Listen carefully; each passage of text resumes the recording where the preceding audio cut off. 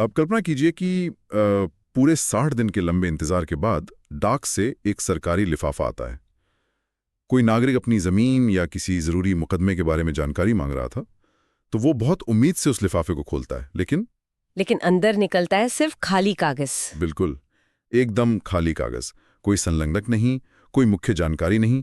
और जब आप शिकायत करते हैं तो सिस्टम की तरफ से बड़ी ही शांति से जवाब मिलता है कि अरे हमने तो सारी जानकारी ऑनलाइन पोर्टल पर अपलोड कर दी है। जो कि अपने आप में एक बहुत बड़ा मजाक लगता है। सही बात है। तो आज की इस गहन चर्चा में हम एक ऐसे ही मामले की तह तक जाने वाले हैं। ये दिखाता है कि कैसे हमारी नौकरशाही ने पारदर्शिता से बचने के लिए एक नई ही कला इजाद कर ली है, जिसे हम मिलिशियस कंप्लायंस कह सकते हैं। हाँ, दुर्भावनापूर्ण अनुपालन। नियमों का पालन करने का ऐसा दिखावा करना जिसका असली मकसद नियमों को ही हराना हो। तो चलिए इसे थोड़ा विस्तार से समझते हैं। आज हमारे पास जो दस्तावेज है वो क्या है? देखिए, ये जो दस्तावेज है हमारे पास, ये सूचना का अधिकार अधिनियम 2005 की धारा 19(3) के तहत दायर की गई एक द्वितीय अपील है। ये उत्तर प्रदेश राज्य सूचना आयोग में दायर की गई है। अच्छा। और ये अपील की किसने है? ये आजमगढ़ के रहने वाले शैलेंद्र कुमार सिंह द्वारा दायर की गई है। और दिलचस्प बात यह है कि ये दस्तावेज सिर्फ एक शिकायत भर नहीं है। तो और क्या है ये? ये असल में एक बहुत ही विस्तृत खाका है। ये दिखाता है कि कैसे निचले स्तर के राजस्व न्यायालय और अधिकारी सूचना छिपाने के लिए क्या क्या दांव पेंच इस्तेमाल करते हैं। और उससे भी बड़ी बात, कैसे एक जागरूक नागरिक आरटीआई कानून की जटिल धाराओं का इस्तेमाल करके इस पूरे सिस्टम की घेराबंदी कर सकता है। घेराबंदी, ये शब्द एकदम सही है। तो चलिए इस घेराबंदी की शुरुआत से बात करते हैं। 27 फरवरी 2026 को ये आरटीआई आवेदन दाखिल किया गया था। अब कानून के तहत जवाब तो 30 दिन में आ जाना चाहिए था, है ना?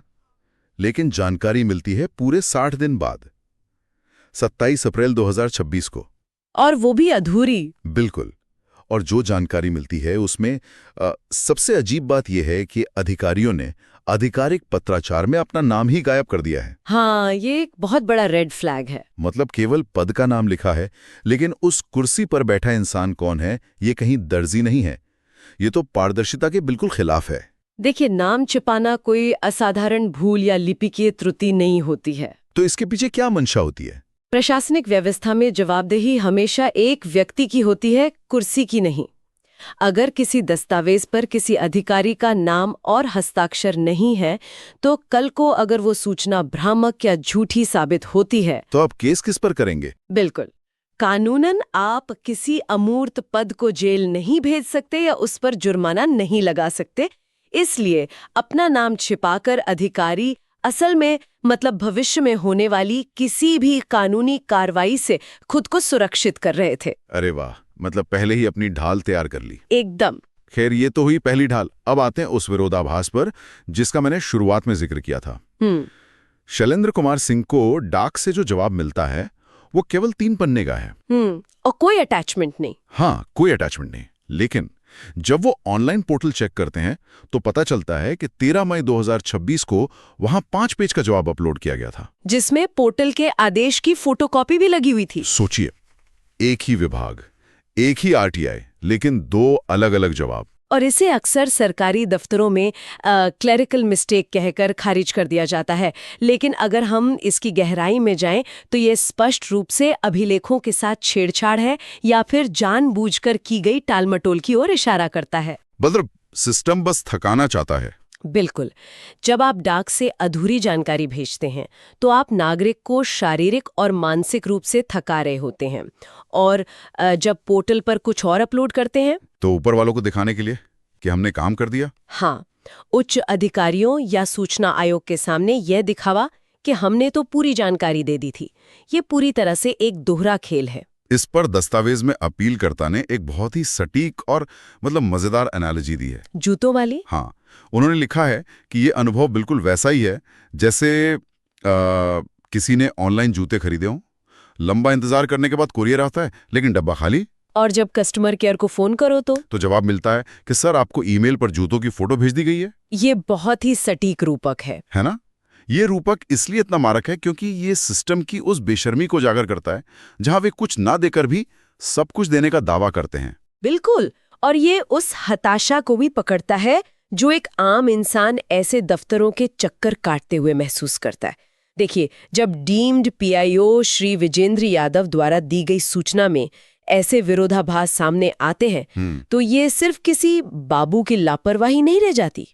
ये प्रमाणित करता है कि जानकारी रोकने का एक व्यवस्थित एक सिस्टमैटिक प्रयास किया जा रहा है। सही बात है। अच्छा, अगर नाम छिपाना और खाली लिफाफे भेजना उनकी पहली चाल है, तो क्या होता है जब कोई नागरिक वास्तव में उन्हें एक सीधा जवाब देने के लिए मजबूर कर दे? तब वो नियम पुस्तिका का ही हथियार की तरह इस्तेमाल करते हैं। हाँ, इस पर आते हैं। अपीलकर्ता ने राजस्व न्यायालय से धारा 34, जिसे हम आम भाषा में दाखिल खारिज कहते हैं, उसकी प्रक्रिया के बारे में कुछ बहुत ही स्पष्ट सवाल पूछे थे। दाखिल खारिज मतलब वो प्रक्रिया जहां जमीन के सरकारी रिकॉर्ड में एक नाम हटाकर दूसरा नाम दर्ज किया जाता है। बिल्कुल। और शैलेंद्र जी के सवाल बहुत ही पॉइंटेड थे। उन्होंने पूछा था कि इस आदेश को पारित करने में कौन कौन से दस्तावेज देखे जाते हैं, कौन कौन से अधिकारी शामिल होते हैं, और सबसे अहम, आदेश कितने दिन टेबल पर रहता है और कंप्यूटर पर क्रॉस चेक कैसे होता है। और इसके जवाब में डीम्ड पीआईओ ने क्या कहा? बस एक लाइन चिपका दी। हाँ, उन्होंने बस इतना कह दिया कि कार्यवाही उत्तर प्रदेश राजस्व संहिता 2006 के प्रावधानों के अनुसार की जाती है। मतलब प्रक्रिया समझाने के बजाय 200 पन्ने की पूरी किताब पढ़ने की सलाह दे दी। लेकिन यहाँ मैं थोड़ा डेविल्स एडवोकेट बनना चाहूंगा। अच्छा, बताइए। देखिए, अगर हम निष्पक्ष होकर सोचें तो क्या किसी सरकारी क्लर्क या बाबू के लिए किसी जटिल कानूनी प्रक्रिया का अपने शब्दों में सारांश बनाना थोड़ा जोखिम भरा नहीं है? जोखिम भरा कैसे? मतलब अगर वो सारांश बनाने में कोई तकनीकी गलती कर दें तो कल को उस पर कानूनी आंच आ सकती है। तो क्या उसके लिए ये सबसे सुरक्षित जवाब नहीं है कि भाई नियम किताब में लिखे हैं, आप खुद पढ़ लो? क्या अधिकारी का काम हर नियम को चम्मच से खिलाना है? आपका ये तर्क सुनने में काफी ठोस लगता है। और सच कहूं तो अक्सर अधिकारी न्यायालयों में खुद को बचाने के लिए यही दलील पेश करते हैं। लेकिन आरटीआई अधिनियम की आत्मा इसके बिल्कुल विपरीत है। यहाँ पर कानून की धारा 7-9 बहुत महत्वपूर्ण हो जाती है। अच्छा, ये धारा क्या कहती है? ये स्पष्ट करती है कि आवेदक जिस प्रारूप या फॉर्मेट में सूचना मांगता है उसे उसी रूप में सूचना दी जानी चाहिए, जब तक कि इससे सरकारी संसाधनों का बहुत अधिक नुकसान न हो। रही बात सारांश बनाने के खतरे की, तो अपीलकर्ता ने कोई कानूनी राय या कोई लीगल इंटरप्रिटेशन तो मांगा नहीं था। हाँ, उन्होंने तो बस स्टेप्स पूछे थे। बिल्कुल, उन्होंने प्रशासनिक कदम पूछे थे। अधिकारी आसानी से 1-2 पेज में बता सकता था कि चरण 1 फाइल रीडर के पास जाती है, चरण 2 लेखपाल रिपोर्ट लगाता है, वगैरह। ये तो एक प्रशासनिक तथ्य है। सही कहा। इसमें कोई कानूनी व्याख्या नहीं है। 200 पन्ने की संहिता का हवाला देना जानकारी देना नहीं है। ये तो आवेदक को जानकारी के पहाड़ के नीचे दबा देना है ताकि वो आगे कोई सवाल ही ना पूछे। बाप रे। आरटीआई आम आदमी के लिए बनी है, किसी हाई कोर्ट के वकील के लिए नहीं। ये एक बहुत ही अहम अंतर आपने बताया। प्रशासनिक तथ्यों को बताना और कानूनी व्याख्या करना दोनों अलग चीजें हैं। ये साफ दिखाता है कि वो नियम किताब का हवाला देना एक तरह की टालमटोल ही थी। बिल्कुल टालमटोल थी। तो चलिए अब हम उस हिस्से की तरफ पढ़ते हैं जो इस पूरे दस्तावेज का शायद सबसे चिंताजनक पहलू है। फाइलों का ब्लैक बॉक्स। हाँ, फाइलों का ब्लैक बॉक्स, एक ऐसा अंधेरा कोना जहां ये तय होता है कि किसे न्याय मिलेगा और किसे इंतजार करना पड़ेगा। अपीलकर्ता ने अपने 2 पुराने मुकदमों की जानकारी मांगी थी जिनमें धोखाधड़ी या फौजरी की जांच चल रही थी।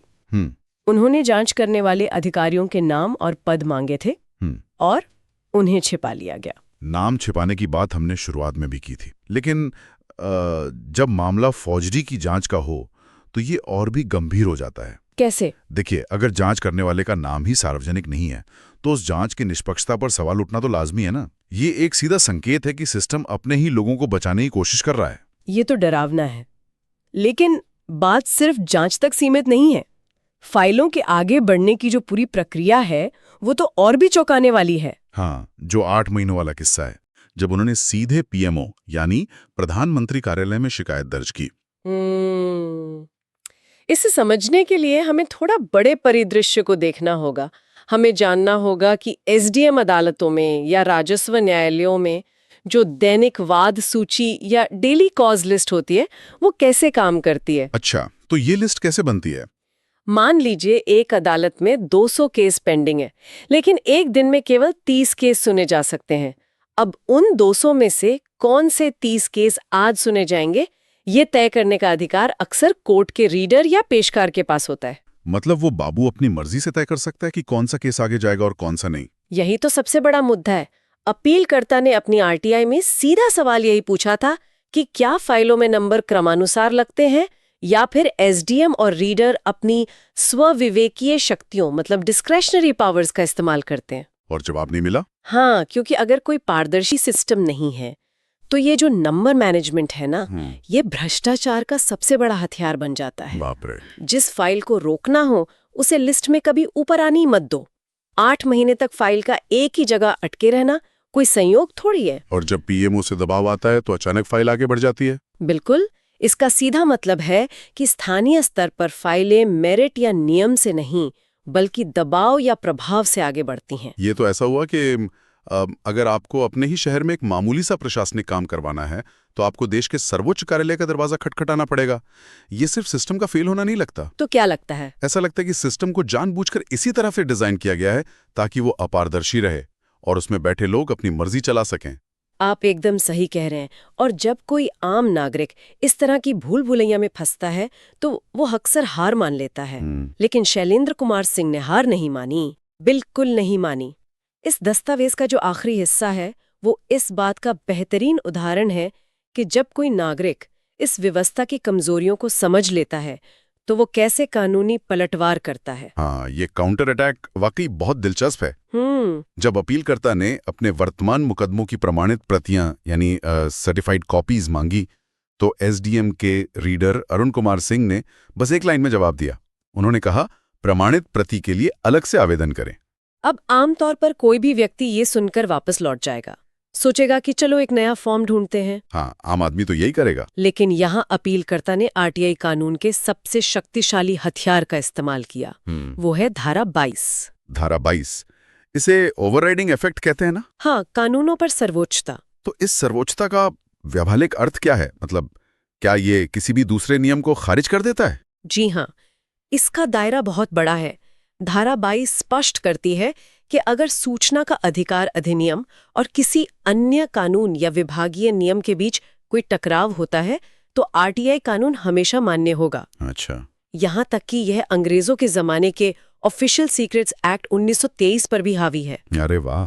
तो जब रीडर ये कहता है कि हमारे विभाग का नियम है कि प्रमाणित प्रति के लिए अलग फॉर्म भरें, तो वो सीधे तौर पर धारा 22 का खुला उल्लंघन कर रहा है। मतलब आरटीआई के तहत मांगी गई सूचना आरटीआई के माध्यम से ही दी जानी चाहिए। बिल्कुल, आप नागरिक को किसी और विभागीय प्रक्रिया के जाल में नहीं फंसा सकते। और अगर उन्हें सूचना देने से मना करना ही था तो उसका कानूनी तरीका क्या था? अगर पीआईओ को सूचना रोकनी ही है तो उसे आरटीआई एक्ट की धारा 8 या 9 का सहारा लेना होगा, जो राष्ट्रीय सुरक्षा या व्यक्तिगत निजता वगैरह से जुड़ी होती हैं। और उन्हें धारा 7-8 के तहत लिखित में ये बताना होगा कि उन्होंने आवेदन क्यों खारिज किया। अलग से आवेदन करें कहना कोई कानूनी आधार नहीं है। ये तो हुई धारा 22 की बात। लेकिन दस्तावेज में एक और प्रावधान का बहुत चतुराई से उपयोग किया गया है और वो है धारा 5-5, जिसे डीम्ड पीआईओ का नियम कहते हैं। ओहो, ये नियम तो उस सरकारी संस्कृति का सीधा इलाज है जिसे हम आम भाषा में फाइल खिसकाना कहते हैं। एक दूसरे पर टोपी पहनाना। एकदम। अक्सर मुख्य जन सूचना अधिकारी ये बहाना बनाते हैं कि अरे मैंने तो फला बाबू या फला विभाग से जानकारी मांगी थी, उन्होंने मुझे दी नहीं, तो मैं आपको कैसे दूं, मेरी कोई गलती नहीं है। हाँ, ये तो बहुत आम बहाना है। लेकिन धारा 5-5 कहती है कि जिस भी अन्य अधिकारी से पीआईओ ने सहायता मांगी है, कानून के नजर में वो अधिकारी भी पीआईओ मान लिया जाएगा। मतलब अब वो डीम्ड पीआईओ बन गया। बिल्कुल। अगर सूचना में देरी होती है या गलत सूचना दी जाती है तो वो दूसरा अधिकारी भी उसी तरह दंड का भागीदार होगा जैसे कि मुख्य पीआईओ। तो अब तस्वीर काफी साफ है। अपीलकर्ता ने दिखा दिया है कि अधिकारी नियम पुस्तिका के पीछे नहीं छिप सकते, वे अलग से आवेदन करो का बहाना नहीं बना सकते और वे एक दूसरे पर जिम्मेदारी भी नहीं डाल सकते। लेकिन ये पलटवार केवल तर्कों तक सीमित नहीं है। अपीलकर्ता ने सूचना आयोग से जो राहत मांगी है, जिसे कानूनी भाषा में रिलीफ सॉट कहा गया है, वो असल में इस पूरी लड़ाई का अंतिम प्रहार है। बिल्कुल। उन्होंने सिर्फ ये नहीं कहा कि मुझे मेरे कागज दे दो। उन्होंने जो मांगे रखी है ना, वे दिखाती हैं कि उनका मकसद केवल अपनी जानकारी पाना नहीं है, वे इस व्यवस्था को एक कड़ा संदेश देना चाहते हैं। क्या क्या मांगा है उन्होंने? उन्होंने धारा 20(1) के तहत आर्थिक दंड लगाने की मांग की है, जो कि 250 रुपए प्रतिदिन के हिसाब से अधिकतम 25,000 रुपए तक हो सकता है। लेकिन एक सरकारी अधिकारी के लिए शायद 25,000 रुपए का जुर्माना कोई बहुत बड़ी बात न हो। वे तो किसी तरह इसकी भरपाई कर ही लेंगे। आप सही कह रहे हैं। आर्थिक दंड शायद उन्हें उतना न डराए, और इसीलिए अपीलकर्ता ने धारा 20(2) का इस्तेमाल किया है। अच्छा। जो कि असल में एक न्यूक्लियर ऑप्शन है। इसके तहत उन्होंने सक्षम प्राधिकारी से इन अधिकारियों के खिलाफ विभागीय कार्रवाई की सिफारिश करने की मांग की है। और सबसे बड़ी बात, उन्होंने मांग की है कि इस कदाचार को इन लोक सेवकों की ACR यानी एनुअल कॉन्फिडेंशियल रिपोर्ट में दर्ज किया जाए। बाप रे, जो लोग सरकारी कामकाज से वाकिफ हैं वे जानते होंगे कि ये ACR कितनी बड़ी चीज होती है। क्या हम थोड़ा समझा सकते हैं कि ये अधिकारियों को इतना क्यों डराती है? देखिए, ACR किसी भी सरकारी कर्मचारी के पूरे साल के कामकाज का रिपोर्ट कार्ड होता है। किसी अधिकारी का प्रमोशन, उसका पे ग्रेड और उसे भविष्य में कौन सी पोस्टिंग मिलेगी, ये सब कुछ उसकी ACR पर निर्भर करता है। अच्छा। अगर किसी अधिकारी की ACR में ये टिप्पणी दर्ज हो जाए कि उसने सूचना के अधिकार का उल्लंघन किया है या जनहित के काम में जानबूझकर बाधा डाली है, तो ये उसके पूरे करियर पर एक ऐसा दाग बन जाता है जो कभी नहीं मिटता। मतलब उसका प्रमोशन रुक सकता है। बिल्कुल, यही कारण है कि धारा 20(2) का जिक्र आते ही नौकरशाही में खलबली मच जाती है। और इसके साथ ही अपीलकर्ता ने धारा 19(8)B के तहत 60 दिन से अधिक की देरी और उसके कारण हुए मानसिक कष्ट के लिए उचित मुआवजे की भी मांग की है। ये भी एक बहुत मजबूत कदम है। तो अगर हम इस पूरी गहन चर्चा को समेटें तो हमारे सामने क्या निकल कर आता है? अब हमने एक ऐसी व्यवस्था को देखा जो बाहर से देखने में नियम कानून से चलती हुई मालूम पड़ती है। लेकिन जब कोई नागरिक वास्तव में उस व्यवस्था से अपने हक की जानकारी मांगता है तो उसे खाली लिफाफे मिलते हैं, विरोधाभासी जवाब मिलते हैं। हाँ, और उसे नियमों के उस चक्रव्यूह में धकेल दिया जाता है जहां फाइलें 8-8 महीने तक एक ही टेबल पर पड़ी रहती। और ये दस्तावेज इस बात का प्रमाण है कि ये कोई सिस्टम का फेलियर नहीं है।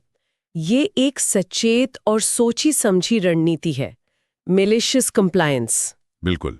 लेकिन इसके साथ ही ये दस्तावेज एक बहुत बड़ी उम्मीद भी जगाता है। वो कैसे? ये दिखाता है कि RTI कानून के भीतर ऐसे पर्याप्त हथियार मौजूद हैं, जैसे धारा 22 का ओवरराइडिंग इफेक्ट, धारा 5(5) के डीम्ड PIO की अवधारणा और ACR में टिप्पणी दर्ज करवाने की शक्ति, जिनका अगर सही तरीके से इस्तेमाल किया जाए तो सबसे जिद्दी नौकरशाही को भी घुटनों पर लाया जा सकता है। सही कहा। शैलेंद्र कुमार सिंह का यह प्रयास सिर्फ एक व्यक्ति की जमीन का विवाद नहीं है, ये प्रशासनिक जवाबदेही तय करने का एक पूरा ब्लूप्रिंट है। ये सिखाता है कि अगर आप सिस्टम से लड़ना चाहते हैं तो आपको उनकी ही भाषा में, उनके ही कानूनों के जरिए उन्हें जवाब देना होगा। बिल्कुल सही बात है। लेकिन इस पूरी कहानी को समझने के बाद एक सवाल दिमाग में गूंजता रहता है। क्या? अगर जरा गहराई से सोचा जाए, अगर किसी व्यक्ति को अपनी ही जमीन, अपने ही पुराने केस की एक सामान्य सी जानकारी हासिल करने के लिए, ये जानने के लिए कि उसकी फाइल किस बाबू के टेबल पर पड़ी है, उसे धारा 22, धारा 5(5) और धारा 7(9) की इतनी गहरी कानूनी समझ की जरूरत पड़ रही है, अगर उसे 60-60 दिन इंतजार करना पड़ रहा है और प्रधानमंत्री कार्यालय तक शिकायत भेजनी पड़ रही है, हाँ, जो कि बहुत दुर्भाग्यपूर्ण है, तो क्या सूचना का अधिकार वास्तव में आज एक आम सीधे साधे नागरिक की पहुंच में रह गया है? ये एक बहुत ही गंभीर सवाल है। या फिर पारदर्शिता के नाम पर ये नागरिकों और नौकरशाही के बीच एक ऐसा नया कानूनी युद्ध क्षेत्र बन गया है जहां बिना हथियारों और कानूनी कवच के कोई आम इंसान टिक ही नहीं सकता? ये ऐसा सवाल है जो हम सबको सोचने पर मजबूर करता है, क्योंकि कल को उस खाली लिफाफे का सामना किसी को भी करना पड़ सकता है। आज की इस गहन चर्चा में बस इतना ही। इन सवालों पर विचार करते रहिए,